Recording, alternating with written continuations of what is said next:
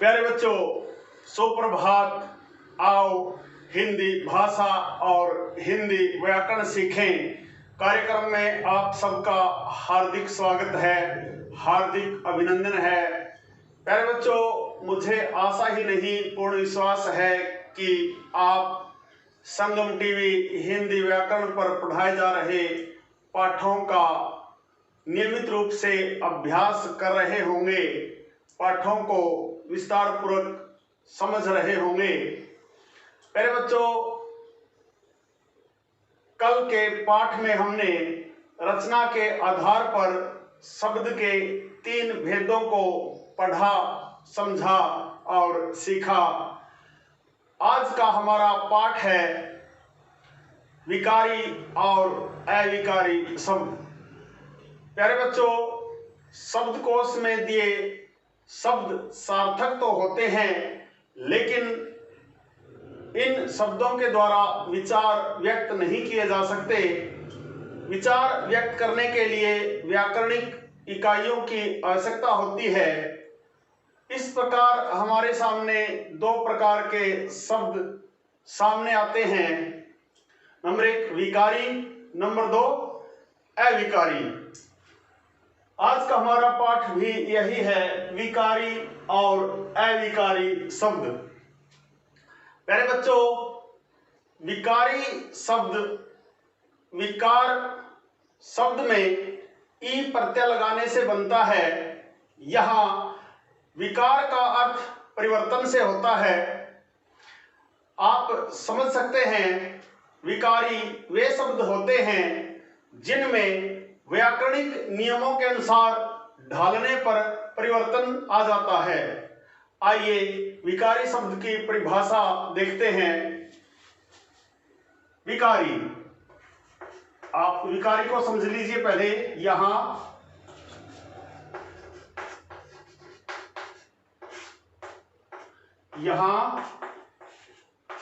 विकार शब्द का अर्थ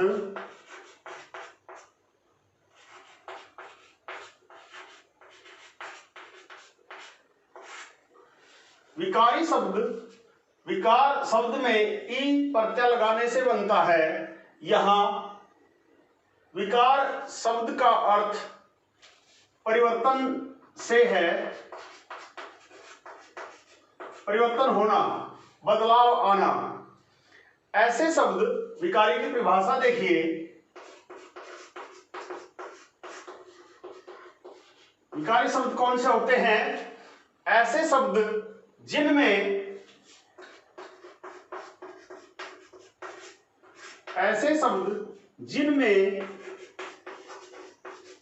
व्याकरणिक, ऐसे शब्द जिनमें व्याकरणिक नियमों के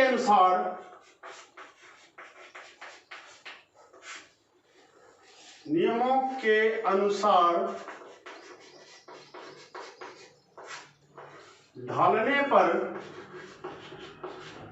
देखिए, विकारी वे शब्द होते हैं जिनमें व्याकरणिक नियमों के अनुसार ढालने पर परिवर्तन आ जाता है।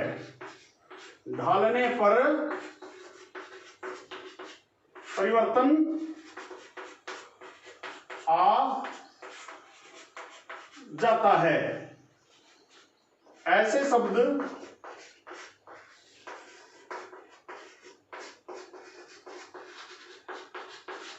विकारी शब्द कहलाते हैं।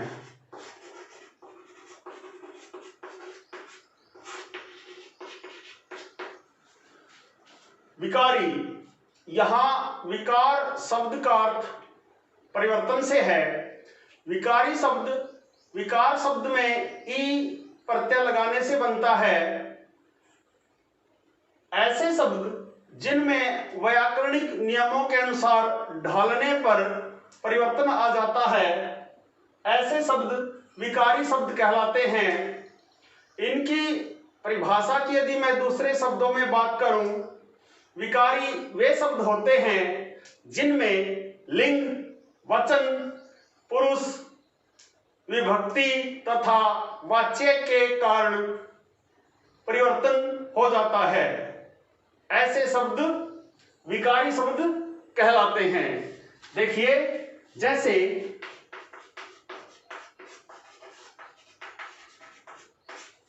लड़का, जैसे लड़का शब्द है जिसको आप जातिवाचक संज्ञा कह सकते हैं। लड़का शब्द है, यदि इसमें हम लड़का शब्द स्त्रीलिंग प्रत्यय लगाने से लड़की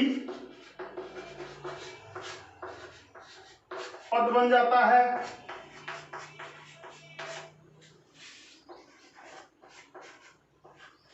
लड़का शब्द स्त्रीलिंग प्रत्यय लगाने से लड़की शब्द बन जाता है, लड़की पद बन जाता है। इसी प्रकार बहुवचन, इसी प्रकार यदि हम लड़का शब्द के साथ बहुवचन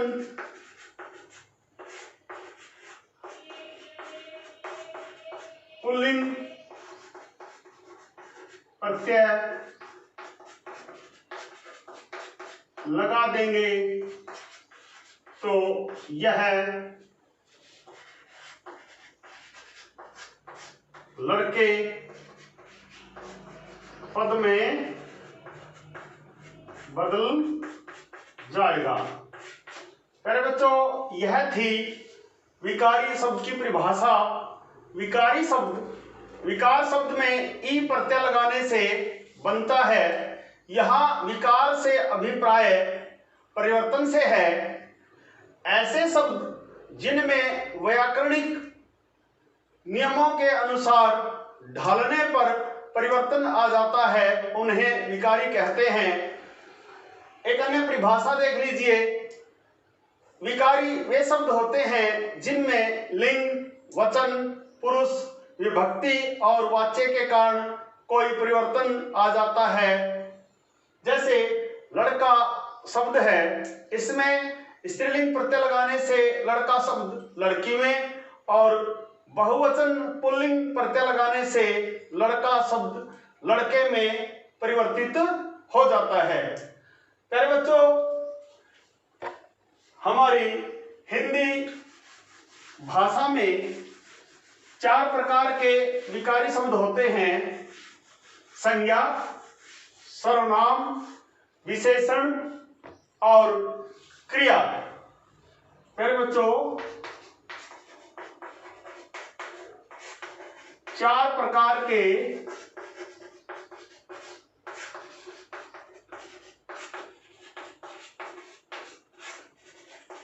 विकारी शब्द होते हैं। नंबर 1 संज्ञा, सर्वनाम, विशेषण और क्रिया। अरे बच्चों, विकारी शब्द 4 प्रकार के होते हैं। नंबर 1 संज्ञा, नंबर 2 सर्वनाम, नंबर 3 विशेषण और नंबर 4 क्रिया। संज्ञा शब्दों में विकार देखिए कैसे होता है। संज्ञा शब्दों में विकार या रूपांतर, परिवर्तन, रूपांतर, रूप का बदल जाना। किस प्रकार संज्ञा जो शब्द होते हैं व्याकरणिक नियमों में ढालने के बाद किस प्रकार अपना रूप बदल लेते हैं। जैसे नारी, नारी, नारियां। जब आप इसका बहुवचन बनाओगे, नारी, नारियां, नारियों, नारी, नारियां, नारियों। इसी प्रकार पुस्तक जातिवाचक संज्ञा है, बहुवचन बनाओगे पुस्तकें, पुस्तकों। इस तरह से अपना रूप बदल लेते हैं विकार आ जाता है। सर्वनाम देखिए, सर्वनाम शब्दों में विकार या रूपांतर कैसे होता है, सर्वनाम शब्द कैसे अपना रूप बदलते हैं। जैसे मैं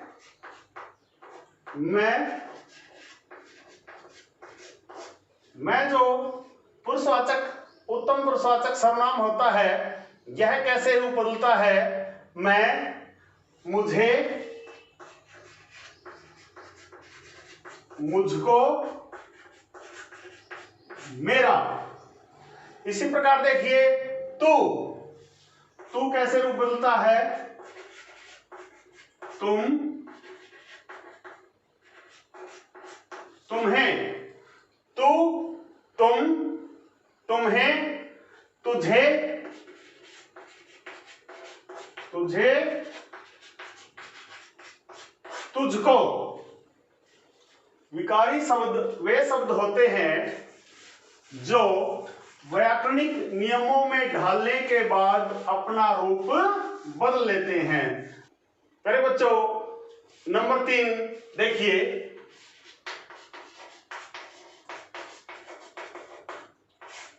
विशेषण शब्दों में विकार या कहो रूपांतर। किस प्रकार विशेषण शब्द अपना रूप बदल लेते हैं। जैसे अच्छा, अच्छा कैसे रूप बदलता है। अच्छे, अच्छी, अच्छों, अच्छे, अच्छी, अच्छों। जैसे अच्छों के पसीने छूट जाते हैं। काला, काली, काले। नंबर 4 क्रिया, क्रिया शब्दों में कैसे विकार आता है। विकार या रूपांतर। किस प्रकार क्रिया शब्द अपना रूप बदल लेते हैं। जैसे जाता है, जाता है, जाएगा, गया, जाएगा, गया, जाता हूं। जाता है क्रिया है और वह कैसे व्याकरण के नियमों में ढलने के बाद अपना रूप बदल लेते हैं। जाता है, जाएगा, गया, जाता हूं, जाते हैं, जाते हैं। इसी प्रकार देखिए पिता, आप इसको पीना, पीना कह सकते हैं। पीना से पीता है, पीना, पीता है, पीते हैं, पिया, पी। इस तरह से अपने रूप बदलते हैं। प्यारे बच्चों, यह था विकारी शब्द। इसकी परिभाषा उदाहरण सहित हमने देखी और 4 विकारी शब्दों का रूपांतर अथवा विकार कैसे होता है, इसको हमने विस्तार से पढ़ा, समझा। आइए अब हम अविकारी शब्द की परिभाषा और इसके भेद देखते हैं। अविकारी, अ उपसर्ग लगने से हो गया जिसमें विकार न हो। अविकारी शब्द वे शब्द होते हैं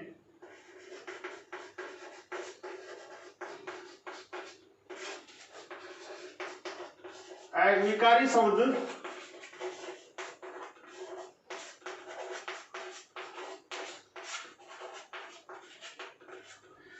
अविकारी शब्द वे शब्द होते हैं जिनमें लिंग, वचन, पुरुष,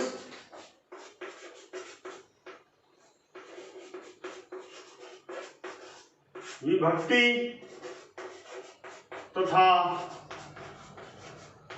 वाच्य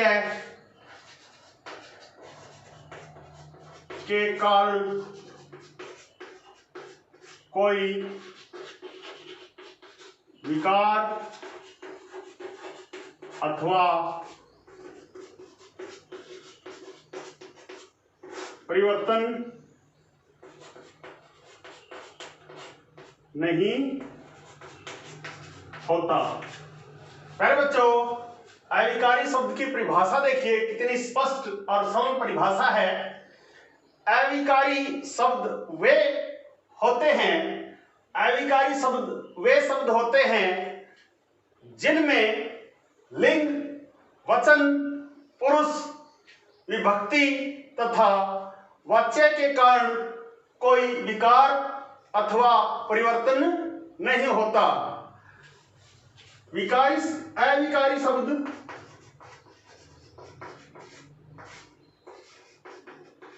विकारी शब्द हर हाल में, हर परिस्थिति में ज्यों के त्यों रहते हैं, ज्यों के त्यों बने रहते हैं।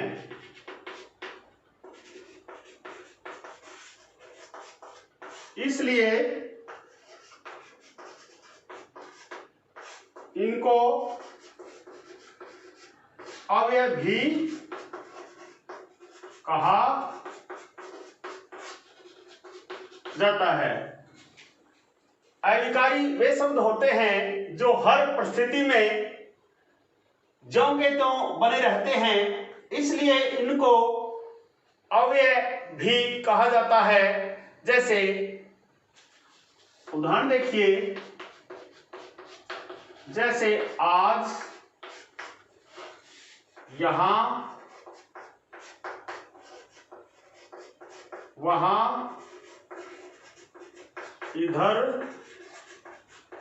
उधर। आज शब्द है, जैसे मैं आज विद्यालय गया, मैं आज विद्यालय गई, हम आज विद्यालय गए। हमने आज शब्द का एक वचन के साथ ही प्रयोग किया, स्त्रीलिंग के साथ ही प्रयोग किया, बहुवचन के साथ ही प्रयोग किया, लेकिन आज जो शब्द है उसके रूप में कोई परिवर्तन नहीं आया। इसीलिए यह अव्यय शब्द है, इसीलिए यह अविकारी शब्द है। और देखिए, अरे,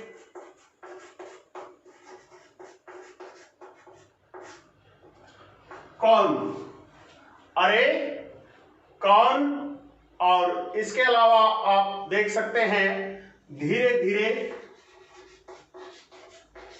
धीरे तक आदि। यह थी अविकारी शब्द की सबसे सरल और स्पष्ट परिभाषा। आशा है आपको अवश्य ही समझ में आई होगी। अब हम विकारी शब्दों की तरह ही अविकारी शब्दों के भेदों का विस्तार पूर्वक अध्ययन करेंगे। अविकारी शब्द के भेद, अविकारी शब्द के भेद। विकारी की तरह अविकारी शब्द के भी 4 भेद होते हैं। विकारी शब्द की तरह अविकारी शब्द के भी 4 भेद होते हैं। नंबर 1, क्रिया विशेषण। क्रिया विशेषण, क्रिया की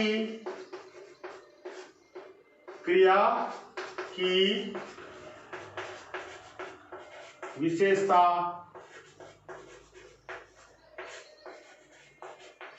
प्रकट करने वाले शब्द। क्रिया की विशेषता प्रकट करने वाले शब्दों को क्रिया विशेषण शब्द कहते हैं।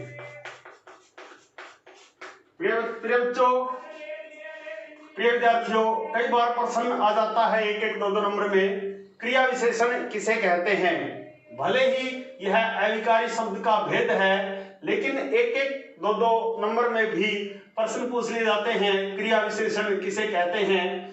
क्रिया की विशेषता प्रकट करने वाले शब्दों को क्रिया विशेषण कहते हैं। जैसे धीरे, सहसा, आज। जैसे धीरे, तेज, सहसा, आज, अब। जैसे वह धीरे धीरे चलता है। चलना की जो विशेषता है धीरे धीरे, वह धीरे धीरे चलता है। जैसे वह तेज दौड़ता है, दौड़ने की विशेषता तेज। इस प्रकार यह सब क्रिया विशेषण के उदाहरण हैं। और देख लीजिए, सदैव,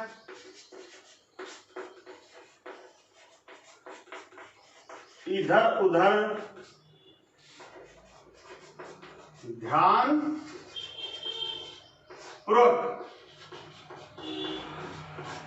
आदि। पहले बच्चों, यह था अविकारी शब्द का पहला भेद, क्रिया विशेषण। आशा है आपको उदाहरण सहित अच्छी प्रकार से समझ में आया होगा। नंबर 2, संबंध बोधक। नंबर 2, संबंध बोधक।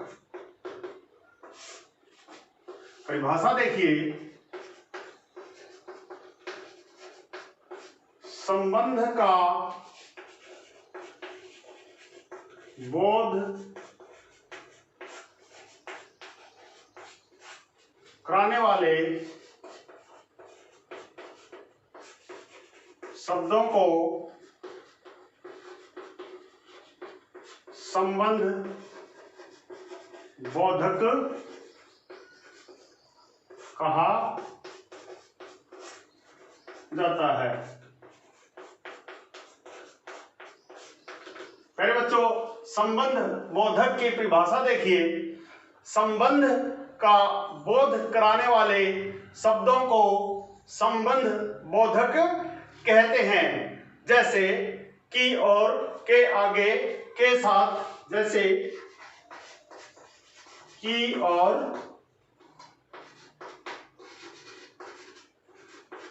के साथ, के आगे। संबंध का बोध कराने वाले शब्दों को संबंध बोधक कहते हैं। जैसे की और के साथ, के आगे, और देखिए के बिना, के अनुसार,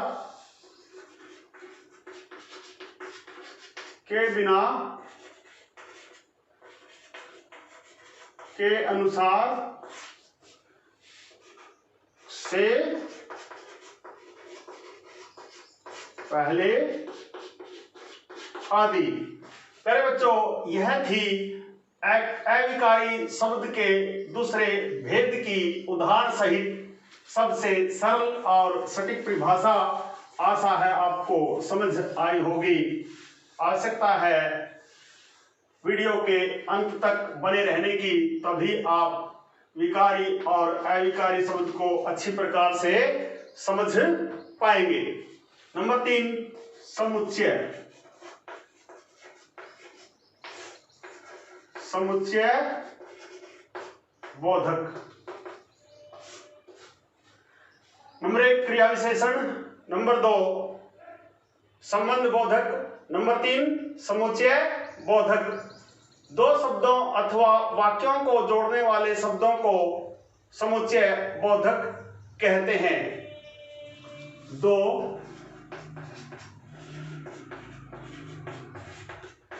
शब्दों अथवा, परिभाषा देखिए, समुच्चय, नाम देखिए समुच्चय बोधक। दो शब्दों अथवा दो वाक्यों को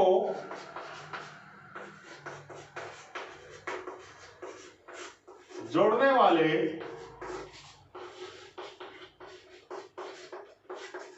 शब्दों को समुच्चय बोधक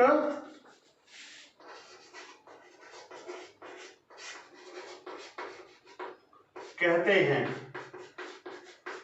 परिभाषा देखिए, दो शब्दों अथवा दो वाक्यों को जोड़ने वाले शब्दों को समुच्चय बोधक कहते हैं। जैसे और या, जैसे और या, किंतु, परंतु, अतएव, इसलिए आदि। ये वो शब्द हैं जो दो शब्दों अथवा वाक्यों को जोड़ने का काम करते हैं, इसलिए इनका नाम समुच्चय बोधक है। आशा है उदाहरण सहित समुच्चय बोधक की परिभाषा भी आपको अच्छी प्रकार से समझ में आई होगी। अब देखिए नंबर 4 अविकारी शब्द है जो विस्मयादि, विस्मयादि बोधक। जैसा कि नाम से ही स्पष्ट है, विस्मय, हैरानी, विस्मय, हैरानी, विस्मय, पीड़ा, शोक, हर्ष, विस्मय, विस्मय, पीड़ा, शोक, विस्मय को प्रकट करने वाले। और वो विस्मय क्या हो सकता है? विस्मय, पीड़ा, शोक, हर्ष, ग्लानि आदि भावों को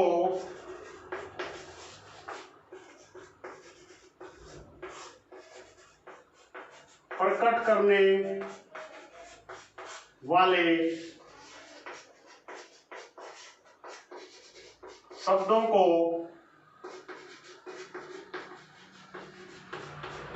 विस्मयादि बोधक कहते हैं। जैसे आहा, आहा,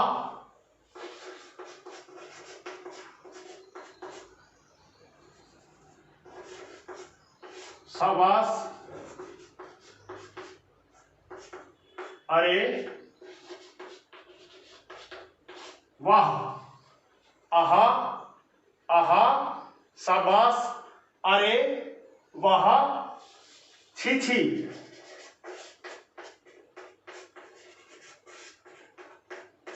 छी छी आदि वो शब्द हैं जो विस्मय आदि बोधक के अंतर्गत आते हैं। परिभाषा एक बार फिर से देख लीजिए। विस्मय, पीड़ा, शोक, हर्ष, ग्लानि आदि भावों को प्रकट करने वाले शब्दों को विस्मय आदि बोधक कहते हैं। जैसे आहा, आहा, शाबाश, अरे, वाह, छी छी आदि ऐसे शब्द हैं जिनको आप विस्मय आदि बोधक कहते हैं। प्यारे बच्चों, यह था आज का हमारा पाठ, विकारी और अविकारी शब्द। मुझे आशा ही नहीं, पूर्ण विश्वास है कि आपको विकारी और अविकारी शब्दों की परिभाषा के साथ साथ इनके चार भेद उदाहरण सहित अच्छी प्रकार से आपको समझ में आए होंगे। प्यारे बच्चों, आज का यह वीडियो यदि आपको पसंद आए तो इस वीडियो को लाइक, कमेंट और ज्यादा से ज्यादा शेयर करना तो बनता है। प्यारे बच्चों, यदि आप वास्तव में गंभीरता के साथ हिंदी भाषा और हिंदी व्याकरण को सीखना चाहते हैं तो आप मेरे इस YouTube चैनल संगम टीवी हिंदी व्याकरण को सब्सक्राइब जरूर करें और वीडियो पर दिए बेल आइकन को जरूर दबाएं ताकि संगम टीवी हिंदी व्याकरण पर पढ़ाए जाने वाले व्याकरण के पाठों का सबसे सरल और सटीक विश्लेषण YouTube पर अपलोड होते ही उसका नोटिफिकेशन सबसे पहले आपके पास पहुंच सके।